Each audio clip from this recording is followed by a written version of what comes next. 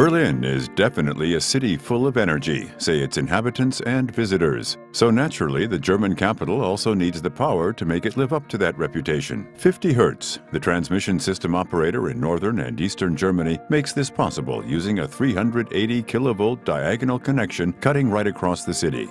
Indeed, before the Berlin Wall came down, there were not only two separate states with a divided capital, but also two distinct electricity supply systems.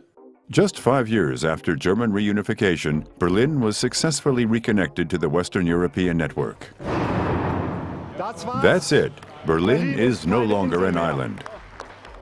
Just 4 years later, another section of the 380 kilovolt diagonal was completed. The overhead lines, covering a distance of nearly 20 kilometers between the Marzahn and Neuenhagen transformer substations, enabled the connection of the eastern end of the diagonal to the interregional network. The last two sections of the supply line were completed between 1998 and 2000. Ubiquitous building work in the city made an underground solution, comprising several so-called shaft structures, the preferred option between substations Mitte, the city center, and Friedrichshain. 3 gigantic tunneling machines were deployed simultaneously to start digging in separate locations. At an average depth of 25 meters, these machines bored through layers of soil and rock that had remained untouched for millions of years. At a rate of 6 centimeters per hour, these hungry monsters ate through Berlin's underworld, bringing 5,000 lorry loads of sand and stone to the surface. After an intensive series of long-term tests, 2 cable manufacturers were given the go-ahead for this major project in Berlin. The procedure for manufacturing the high-voltage cable is extremely intricate. Cable twisting machines assemble and compact individual wires, forming them into a round conductor. Before the cable can leave the factory, it then has to be VPE insulated, sheathed in aluminum, and plastic coated.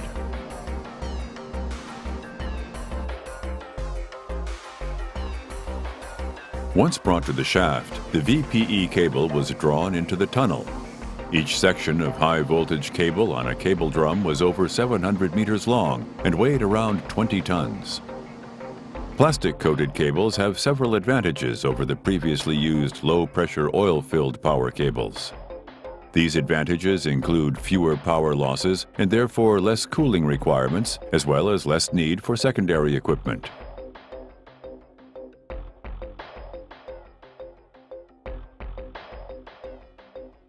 The separate cable stations were connected together using joints, which were prefabricated and checked over on site before being assembled. These joints are totally maintenance-free in all operational conditions and guarantee a very high level of safety. Meanwhile, in the control unit, the final components of the safe, reliable SF6 switching gear were assembled.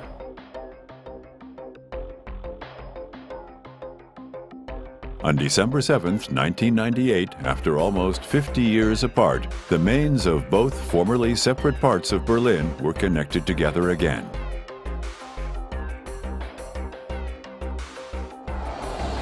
At the Marzahn substation, a caisson shaft structure was sunk. This method entailed underpinning a 2,500-ton concrete block and gradually lowering it into the ground. In October 1999, a huge 380 kilovolt transformer was unloaded at Berlin's western port. The 240-ton Colossus was then transported across the city to Marzahn to be installed in the meanwhile completed substation. Finally, on November 6, 2000, the last section of the diagonal between the Friedrichshain and Marzahn substations became operational, closing the last remaining gap in the 38-kilometer-long connection line running through Berlin's main load centers. The 380 kilovolt diagonal connection, a project marked by superlatives and the backbone of a secure power supply for Berlin. 50 Hertz, connecting Berlin.